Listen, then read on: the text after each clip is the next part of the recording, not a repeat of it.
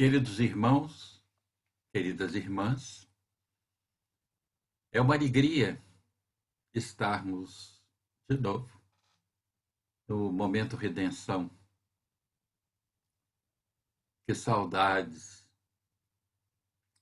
das nossas reuniões presenciais, mas, de alguma forma, esse contato nosso, não só com os companheiros do Redenção, nossos queridos amigos e irmãos e irmãs, como também com aqueles que se simpatizam com o projeto do Redenção, com a nossa forma de propor a doutrina, né? E que estão nos assistindo.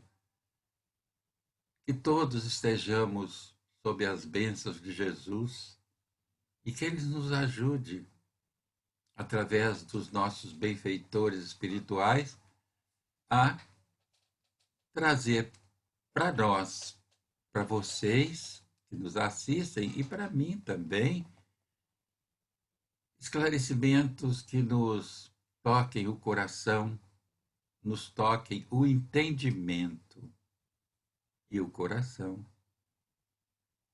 Bom, nós vamos tratar de um tema que está contido no Evangelho segundo o Espiritismo, capítulo 8º, Bem-aventurados os que têm puro o coração. Antes de começar, bem-aventurados os que têm puro o coração. Muito importante essa proposta. Em A Gênese, é perguntado se nós veremos a Deus, né? Então, a resposta é que falta-nos um sentido. No primeiro capítulo, na primeira questão de O Livro dos Espíritos, há uma pergunta interessante: que é Deus? Isso aí atende à razão. Deus é a inteligência suprema, causa primeira ou primária de todas as coisas. Quer dizer, isso atende à nossa razão. E é importante que a gente o entenda dessa forma. Porém, quando se fala em ver Deus, é percebê-lo. Então, em A Gênese, ele é dito que falta-nos um sentido para que percebamos a Deus, ou para que vejamos a Deus, no sentido de percebê-lo. Será que a resposta não está aqui? Bem-aventurados os que têm puro o coração, porque estes verão a Deus, disse Jesus. Isso é uma observação antes de entrarmos no texto que vamos avaliar. Bom, então, nós vamos, no subtítulo, Verdadeira Pureza, Mãos Não Lavadas. E vamos direto no item 9, que é repetido um registro do Evangelho de Lucas. Enquanto ele falava, um fariseu lhe pediu que fosse jantar na sua companhia. Jesus foi e sentou-se à mesa. O fariseu começou então a dizer consigo mesmo: por que ele não lavou as mãos antes de jantar? Disse-lhe, porém, o Senhor: vós outros, fariseus, tendes grande cuidado em limpar o exterior do corpo e do prato.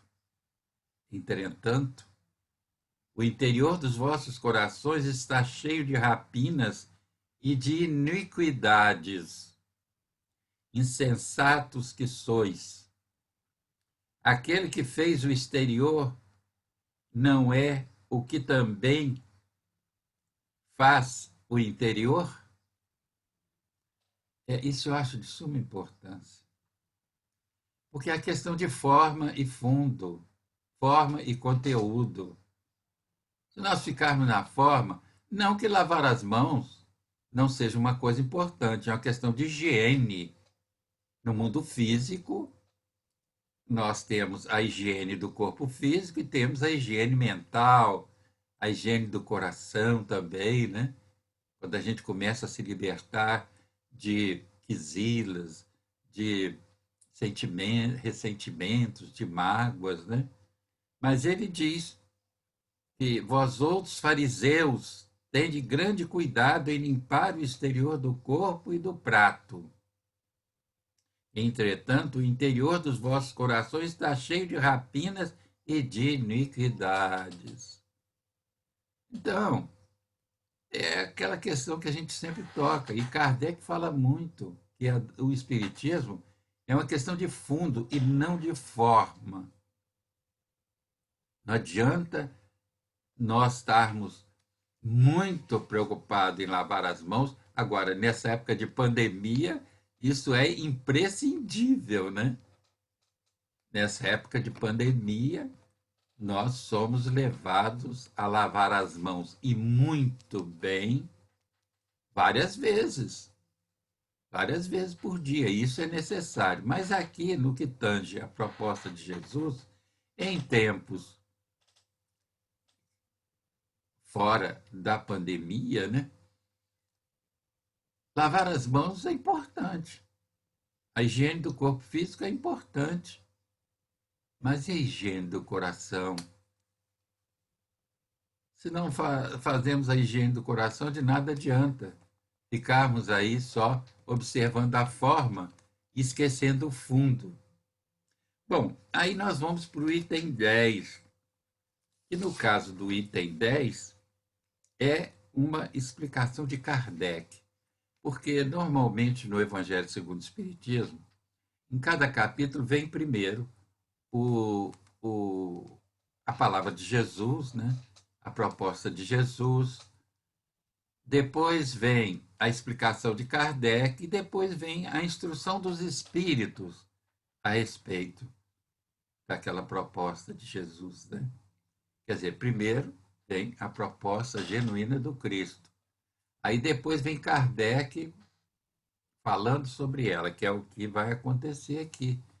E depois vem a instrução dos espíritos, justamente sobre a questão ventilada no capítulo.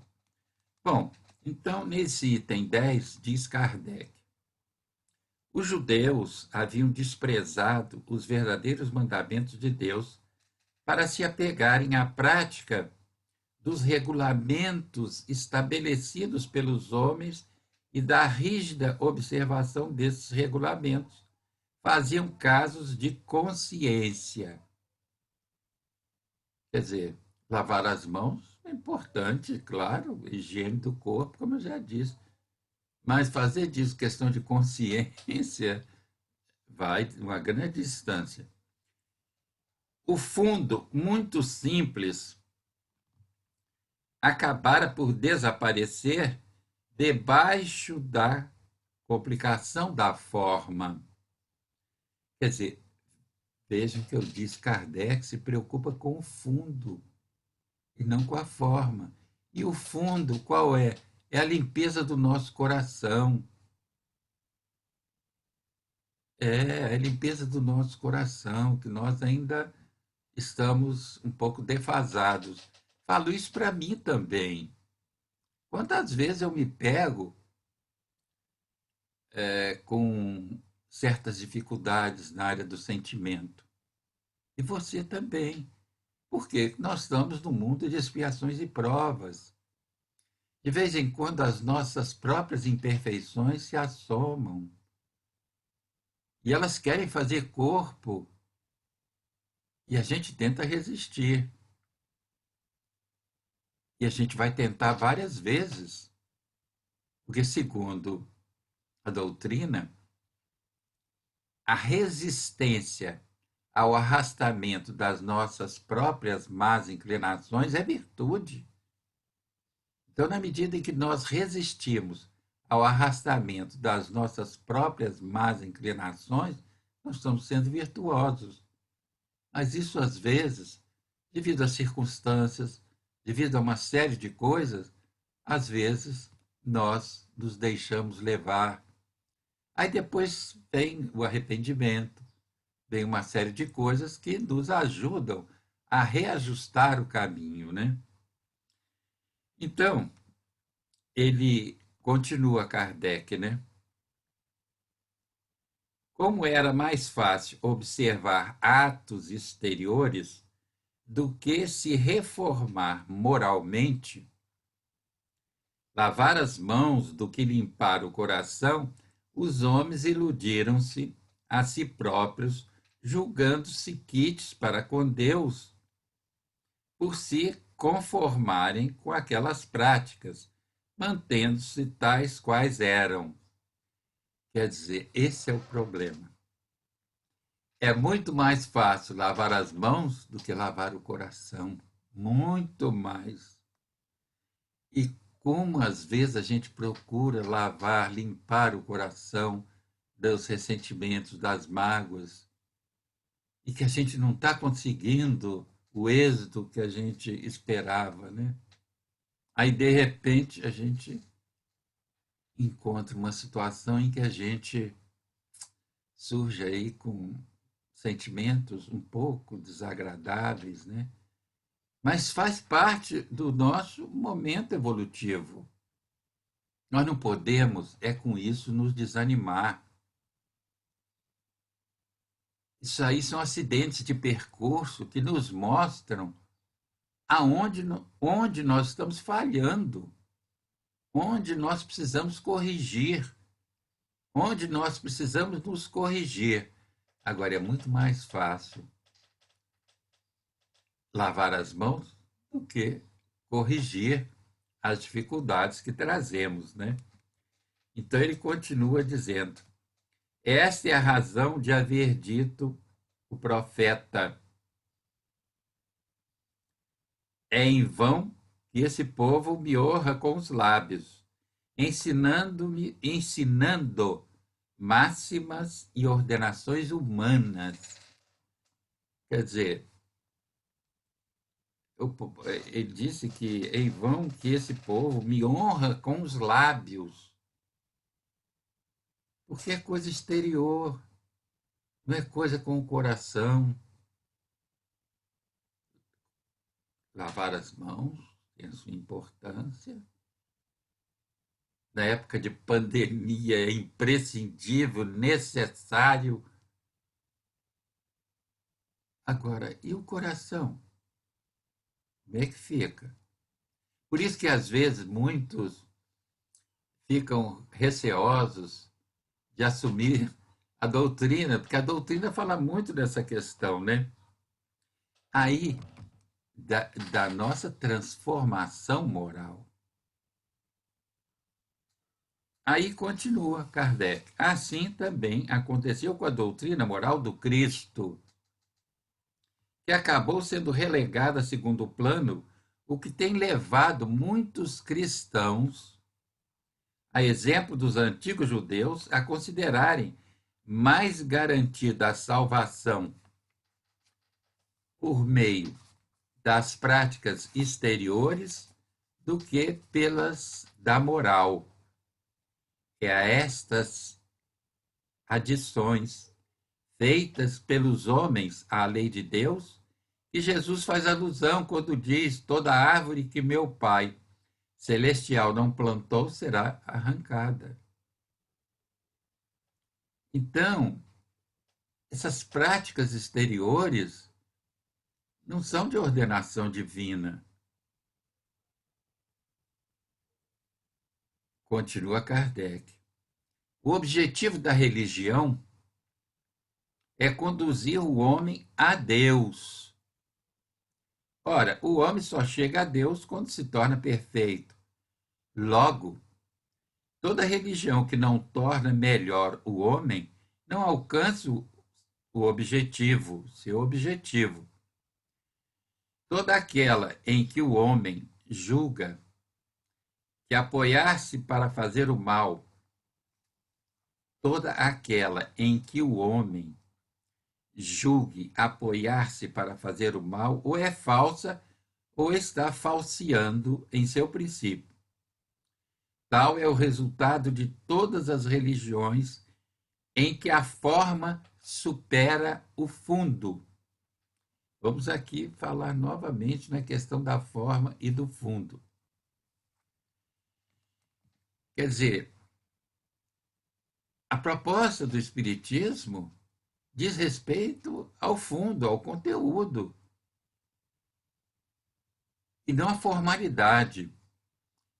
Na Revista Espírita de 1868, dezembro de 1868, Kardec, discutindo a questão do Espiritismo ser ou não ser religião, ele diz: no sentido filosófico é uma religião, mas no sentido formal não, porque ele não tem a formalidade da religião, da tradição religiosa, do processo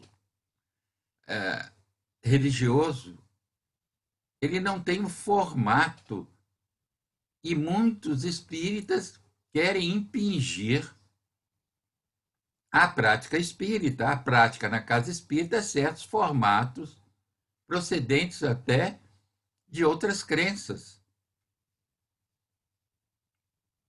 Então, Kardec diz aqui: a crença na eficácia dos sinais exteriores é nula. Se não impede que se cometam assassínios, adultérios, espoliações, se levantem calúnias, se causem dano ao próximo, seja no que for. Semelhantes religiões fazem supersticiosos, hipócritas e fanáticos. Nunca, porém, homens de bem. O propósito da doutrina espírita é a formação de homens e mulheres de bem, seres humanos de bem, para constituir uma sociedade mais justa, uma sociedade mais igualitária, onde homens e mulheres têm os mesmos direitos, onde as minorias sejam respeitadas. Não basta, pois, diz Kardec, ter as aparências da pureza. É preciso, acima de tudo, ter a pureza do coração. Então, essa questão das mãos lavadas é importante, sim, mas muito mais importante e é limpar o coração. Senão, nada adianta. E tem outra questão que eu vou levantar, é porque nós, às vezes, espíritas, falamos muito e temos que falar, precisamos falar, na nossa transformação moral, no problema das nossas imperfeições, das nossas que temos que trabalhar as nossas imperfeições, né? As nossas más inclinações, e ficamos nós nesse negócio das más inclinações. É importante, sim, mas não basta só nesse processo eu ficar só procurando ver as minhas más inclinações e tentando eliminá-las. Mas como é que eu posso enxergar as minhas más inclinações se não for na vida de sociedade, se não for na minha vida de relação? Mas não acontece assim. O que está acontecendo? Ficamos nós pregando, eu falando até para mim mesmo, né? Eu tenho que vencer as minhas más inclinações, eu tenho que vencer minhas más inclinações. Vem cá, mas você só vai conhecer essas más inclinações na sua vida de relação. Um grande mestre indiano, Jiddu Krishnamurti, Ele dizia que se conquista o autoconhecimento na vida de relação. E isso está concorde com a questão 919b, em que Santo Agostinho ensina como nós conquistarmos esse autoconhecimento, que na questão 919 é proposto. Esse autoconhecimento, Santo Agostinho recomenda que à noite nós relembremos as atividades do dia que passou e busquemos no dia seguinte nos corrigir naquilo que erramos e repetir ou ratificar aquilo que acertamos. Então, Krishnamurti também, de certa forma, está nessa proposta, quando ele diz que o autoconhecimento se conquista na vida de relação. Só nos relacionando com os outros é que nós vamos saber quem somos e ter condições de corrigir. Porque ficamos nós numa bolha, criamos uma bolha pessoal dentro da nossa casa espírita. Nós estamos procurando qual é a minha imperfeição, mas eu só posso reconhecê-la quando eu me relaciono com as pessoas. E aí é que surgem as divergências, aí é que surge como eu atuo nessas divergências. Se eu fico em cima do muro, se eu sou daquele que sou capaz de ser transparente e falar com a pessoa aquilo que eu penso, com educação, com fraternidade, com solidariedade, ou sou daqueles que negam completamente, né? Criam conflitos. Então, é nessa vida de relação que nós vamos percebendo essas nossas más inclinações e temos possibilidade de corrigi-las. Agora, Mileco, Luiz Antônio Mileco, de saudosa lembrança, dizia sempre uma coisa: olha, não adianta você estar procurando só se melhorar sem você participar da melhoria do coletivo. Essas duas coisas têm que correrem simultaneamente, porque senão você vai ficar numa bolha mística e não vai sair daquilo. O que vai mostrar que você está se autocorrigindo é a sua relação com a sociedade. O que vai mostrar que você está melhor é a sua relação com a sociedade. Então, nós precisamos de nos autocorrigir, sim. Mas, para nos autocorrigirmos, é preciso que saibamos quais são os nossos defeitos, quais são as nossas dificuldades. E é na vida de relação que a gente descobre isso. E, simultaneamente, buscarmos, na vida de relação, na sociedade, de uma forma geral, atuarmos para melhorarmos as condições da nossa sociedade. Porque senão, de que vale? Pensemos numa coisa. Eu já falei até no momento redenção, e até no Caminhando Juntos já saiu essa questão. Se, sem a nossa colaboração, sem a colaboração dos espíritas, a humanidade conseguisse progredir, nós teríamos condição moral de usufruir desses benefícios sem que tenhamos participado deles, eu só ficando procurando me melhorar, e aí cria um círculo vicioso que eu acabo não me melhorando em nada, continuando sendo intransigente, continuando sendo uma série de coisas difíceis e complexas, porque eu não vivi essa experiência em sociedade. Eu não vivi essa experiência na minha relação com o outro. Então, vamos ver no Livro dos Espíritos umas questões importantes, muito importantes, aliás. Quando ele fala na encarnação dos espíritos, na questão 132, qual é o objetivo da encarnação dos espíritos? Ou seja, por que nós estamos aqui? Deus lhes impôs a encarnação com o fim de fazê-los chegar à perfeição. Para uns é expiação, para outros missão.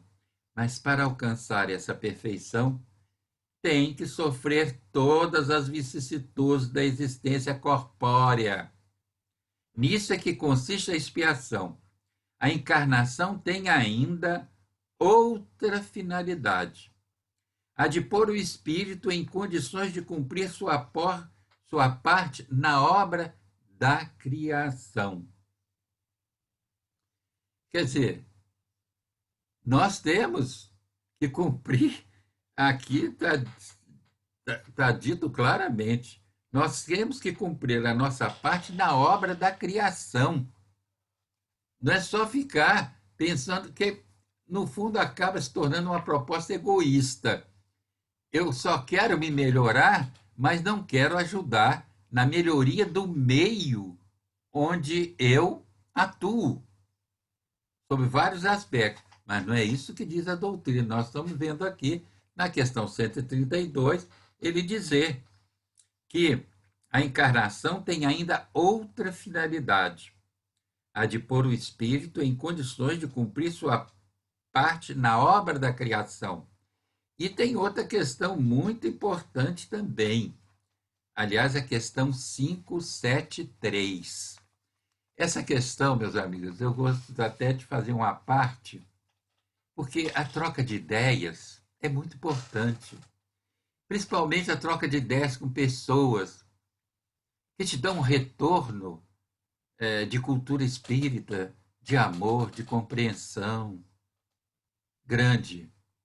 Essa questão 573, quem me chamou a atenção para ela foi uma grande amiga que atualmente atua em Teresópolis, na Casa de Cultura Espírita de Olinda Amorim, Doris Madeira Gandres. Ô, Doris, que coisa boa! Só em falar seu nome, a gente pensa naquela relação boa que nós temos. Que bom! E foi você, Doris, que me chamou a atenção para essa questão que eu quero justificar agora, em que Kardec pergunta em que consiste a missão dos espíritos encarnados, ou seja, a nossa missão. A resposta: em instruir os homens, em ajudá-los a progredir, em melhorar suas instituições por meios diretos e materiais. Instituição aqui não é a instituição espírita, não. Melhorar as instituições da nossa sociedade. São várias que estão precisando da nossa atuação, da nossa ajuda, né? A questão do meio ambiente, por exemplo. Nós temos que trabalhar nesse sentido. Nós temos que cooperar nesse sentido. Nós não queremos uma terra melhor? Nós não queremos uma humanidade melhor? Uma humanidade melhor tem instituições melhores, né? A política em situação melhor também, a religião e daí por diante. A religião fazendo bem e não criando místicos e fanáticos que vivem digladiando com os outros religiosos. Nós não temos que tolerar o outro religioso. Nós precisamos amá-los, que são nossos irmãos buscando Deus por outra via, mas também buscando Deus. Devemos amar os materialistas também, são nossos irmãos também, buscando ser felizes e compreender a vida sobre outro prisma. Eu acho que demonizar o materialismo não foi proposta de Kardec. Quando ele fala que o Espiritismo veio combater o materialismo, principalmente eu acho que é o materialismo hedonista, porque há espíritas ou há religiosos que, apesar de acreditarem em Deus, acreditarem nos espíritos, são tremendamente apegados à terra, apegados aos bens materiais. Quer dizer, é esse materialismo, no meu entendimento, que o Espiritismo veio combater. Esse apego às coisas de ordem material. Mas continua ele. Vamos até repetir. A missão dos encarnados, a nossa missão na Terra, é instruir os homens, em ajudá-los a progredir, em melhorar suas instituições por meios diretos e materiais. Não é ficar só orando para a política melhorar, não é só orando para a saúde melhorar, para as propostas, né, do poder público melhorarem, é nós atuarmos também para que isso ocorra. Mas as missões são mais ou menos gerais e importantes. Aquele que cultiva a terra desempenha uma missão, do mesmo modo que aquele que governa ou que instrui. Aliás, Jesus disse uma coisa importante, que aquele que governa seja como aquele que serve. Tudo se encadeia na natureza, continua a resposta. O espírito se depura pela encarnação, concorrendo ao mesmo tempo para a execução dos desígnios da providência. Veja, quer dizer, nós vamos nos depurando, nos melhorando, né? E, ao mesmo tempo, executando os desígnios da providência divina. Nós não vamos só ficar, eu quero me tornar uma pessoa melhor, quero me tornar uma pessoa melhor, que nunca vai sair desse passo. Não sai desse passo, nada muda, porque a gente vê que o tempo não mudou muita coisa no nosso meio. Bom, e continua. Cada um tem sua missão neste mundo, porque todos podem ser úteis em alguma coisa. Então, nós nos melhorando, temos que cooperar com o progresso também da sociedade da qual participamos. É claro, senão não teremos direito, moralmente falando, de usufruir dos benefícios que essa sociedade tenha conquistado sem a nossa participação. Obrigado, Doris, aquela época que você me lembrou muito bem essa questão. Bom, tem uma outra questão também, a 797. Como o homem, aliás, poderá ser levado a reformar suas leis? Quer dizer, o homem vai reformar as leis, é o legislativo. Mas quem é que coloca o pessoal lá no legislativo e no executivo? Somos nós, cidadãos. Não podemos correr da nossa condição de cidadãos. Cidadania é uma coisa importante. Temos deveres e temos direitos, sim. Diz 797, como o homem poderá ser levado a reformar as suas leis? Resposta, isso ocorre naturalmente, pela força das coisas e pela influência das pessoas de bem, que o guiam no caminho do progresso. O homem já reformou muitas leis e ainda reformará muitas outras. Espera. Veja que importante, né? Olha, a filosofia espírita é extraordinária. Vamos repetir, porque isso aqui é tudo aquilo que nós estamos falando. Não adianta só eu ficar querendo um falso aperfeiçoamento, se esse aperfeiçoamento individual não produzir frutos no coletivo. Ele não existe. Ele é fictício, ele é fantasia. Isso ocorre naturalmente, quer dizer, a reforma das leis. Pela força das coisas, as situações vão surgindo e vão pressionando para que as reformas das leis surjam.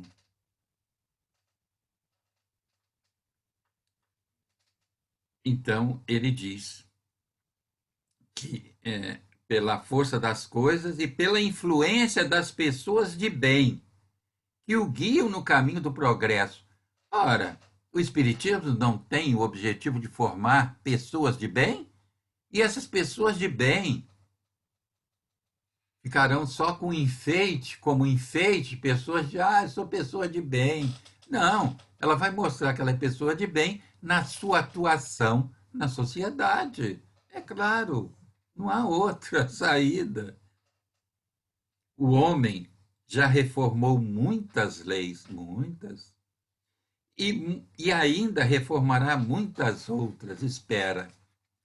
Então, meus amigos, vocês vejam que coisa importante essa doutrina.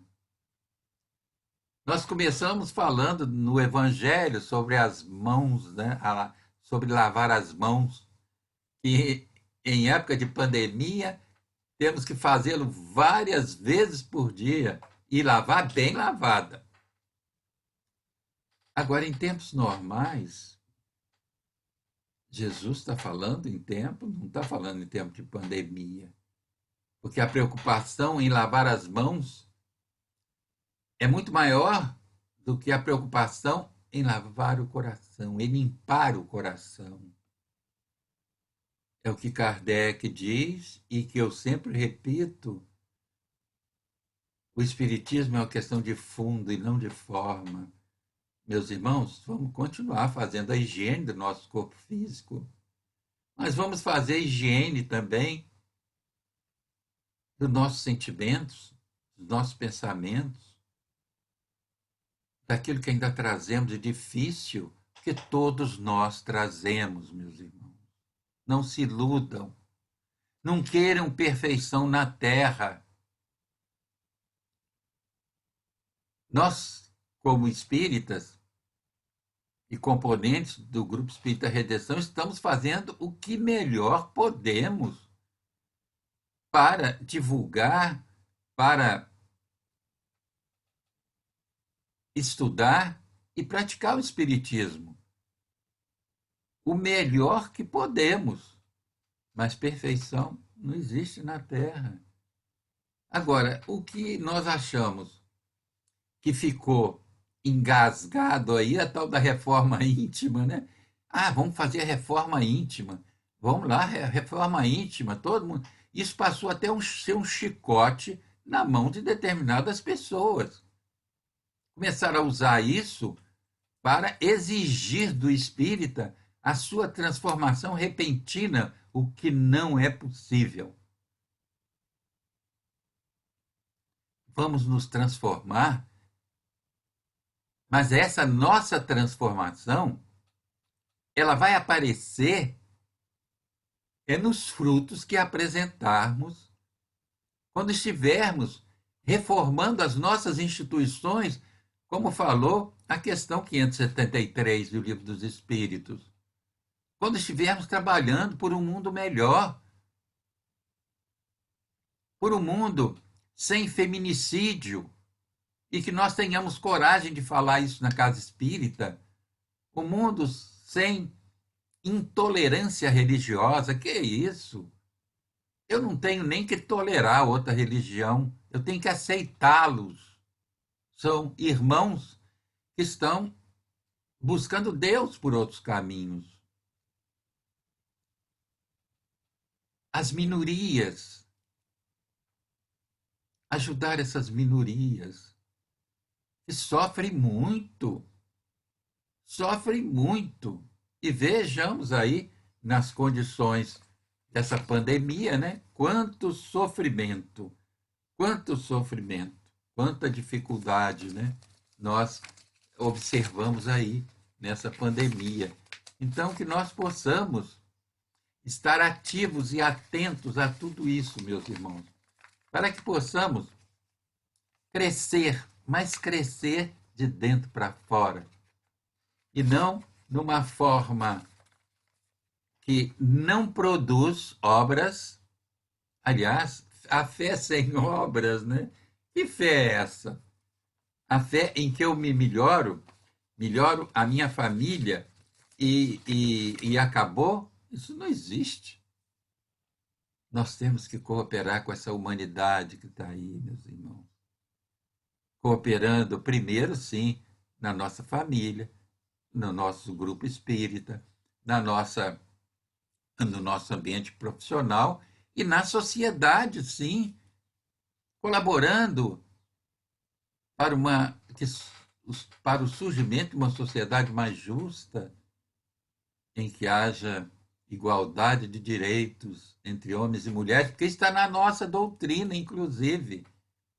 E se você quiser ver como Kardec estava além do tempo em que ele viveu, é só consultar a Revista Espírita, de janeiro de 1866, no texto que ele escreveu, As Mulheres Têm Alma, que houve época que se questionou isso.